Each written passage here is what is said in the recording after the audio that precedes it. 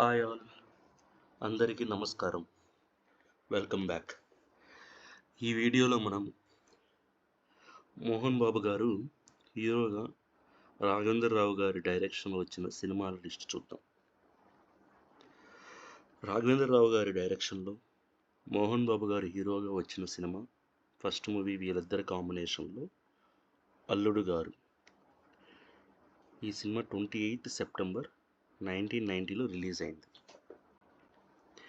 తిరిగి వీళ్ళిద్దరి కాంబినేషన్లో వచ్చిన నెక్స్ట్ మూవీ అల్లరి మొగుడు.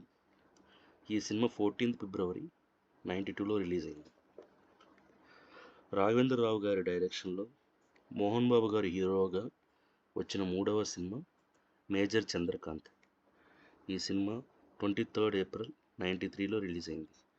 ఇది మల్టీస్టారర్ మూవీ. ఈ సినిమాలో సీనియర్ ఎన్టీఆర్ గారు కూడా నటించారు. రాఘవేంద్రరావు గారి డైరెక్షన్లో మోహన్ బాబు గారు ఇంకొక హీరోగా నటించిన చిత్రం జుమ్మంది నాలు. ఈ చిత్రంలో మంచు మనోజ్ హీరోగా, మరొక హీరోగా మోహన్ బాబు గారు నటించారు. ఈ సినిమా 1 జూలై 2010లో రిలీజ్ అయింది. ఇప్పటి వరకు రాఘవేంద్రరావు గారి డైరెక్షన్లో మోహన్ బాబు గారు హీరోగా 4 సినిమాలు చేశారు.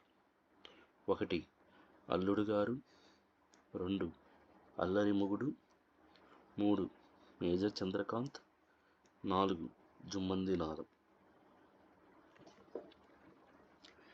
Thank you for watching.